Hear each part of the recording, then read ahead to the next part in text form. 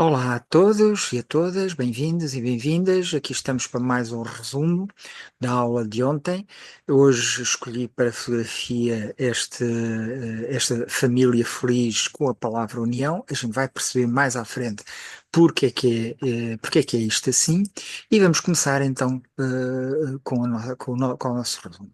Eh, Lembrar que estávamos a tratar das sugestões para ajudar a estabelecer limites que as crianças e adultos, já sabem que isto serve para adultos e para crianças, possam aceitar pacificamente que façam parte da sua vida do dia a dia. A gente não quer só modificar o comportamento quando nós estamos a ver, mas queremos que as crianças adotem esse comportamento mesmo quando nós não estejamos presentes. E tínhamos terminado com a sugestão de assegurarmos a cooperação da criança e qual o estilo parental mais adequado para conseguir alcançar esse fim. Na aula passada falámos de quatro estilos parentais: o autoritário, autoritativo, o permissivo e o negligente. E vimos que os extremos eram que davam piores resultados, os do meio, o autoritativo e o permissivo eram os que obtinham melhores resultados. Isto também se aplica a outras situações em que haja uma hierarquia, em que há pessoas que mandam e pessoas que obedecem. Mas há uma pergunta que é feita frequentemente: estas sugestões garantem o bom comportamento das crianças? Garantir, não, mas facilitar, sim, facilitam. A verdade é que nem os adultos conseguem comportar-se bem sempre, portanto, como exigir isso das crianças? Nem São Paulo conseguia, e era santo, quanto mais as crianças. Vejam o que São Paulo diz na carta aos Romanos: pois o que realizo não compreendo. Não compreendo, eu não compreendo. Não é o que eu quero, aquilo que pratico, mas aquilo que eu odeio é o que faço. Isto São Paulo escreveu numa carta pública para toda a gente ler, para toda a gente ter conhecimento, que ele não consegue praticar aquilo que quer, aquilo que ele acha bem, mas aquilo que ele não gosta é exatamente aquilo que ele faz. Mas ele acrescenta: pois o querer está ao meu alcance. Realizar o bem é que não. Não é o bem que eu quero que faço, mas o mal que não quero é esse que pratico. Portanto, um santo, repara, fiz já agora uma nota, usei a tradução do grego do Frederico Lourenço, da Bíblia, volume 2, Novo Testamento, Apóstolos, Epístolas, Apocalipse. A citação anterior era do capítulo 7:15 e esta, que eu agora deste slide, é o 7:18-19. Reparem como um santo confessa a sua incapacidade de praticar sempre o bem. Portanto, não podemos exigir das crianças também isso. Mas não foi só São Paulo. Nós temos um outro artista, outro poeta da antiguidade, Ovídio, que diz: mas uma força inédita arrasta-me à revelia. O desejo aconselha uma coisa, a razão outra. Vejo o que é melhor e aprovo, mas sigo o que é pior. Mais não é religioso, mas que se defronta com o mesmo problema. Isto é do livro Metamorfoses, Ovídio, o livro sétimo, 19-21, a tradução de Paulo Farmhouse, Alberto, livros Cotovia. Portanto, não nos desiludamos com as crianças por aquilo que nem os adultos conseguem fazer e nem sequer os santos. Portanto, não nos desiludamos. Sim, não quer dizer que desistamos de tentar mudar. A gente vai insistindo, vai procurando com a razão, como fazemos, por exemplo, com os condutores, apesar de todos os anos morrerem uma data de pessoas nas estradas, centenas de feridos. Insistimos sempre para que os condutores, que são adultos, serem responsáveis, serem sérios, serem cuidadosos. E muitos não são, mas é assim. Vamos insistindo sempre. Claro que uma coisa que ajuda o estabelecimento das regras é que estas regras, para que estas regras funcionem bem, todos, e aqui está a razão pela qual eu pus aquele primeiro slide com a união, todos juntos, precisam de conhecer, primeiro, conhecer bem as regras, conhecê-las.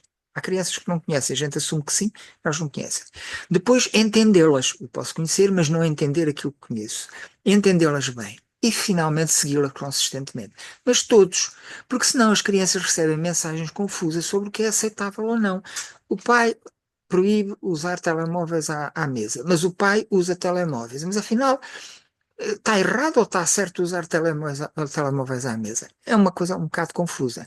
Havendo coerência, consistência na aplicação das regras, ajuda muito. Claro que não poderá ser para todas, pois evidentemente um adulto pode guiar um carro, uma criança não pode. Portanto, há evidentemente limites específicos para as crianças. Mas, na generalidade, se pudermos aplicar regras e todos seguirmos essas regras porque as consideramos boas, isso é o desejável.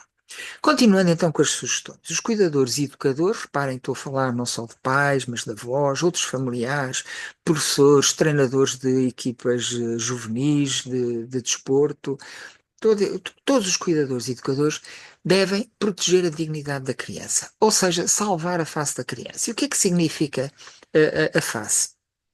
Aqui quer-se dizer o seguinte: na sua face, na face da criança, pelos efeitos que aí aparecem, podemos ver a boa ou a má qualidade do que estamos a comunicar. Se a criança faz um trejeito de sofrimento, um trejeito de zanga, um trejeito de medo, não é? Nós podemos ter a certeza que estamos a comunicar mal.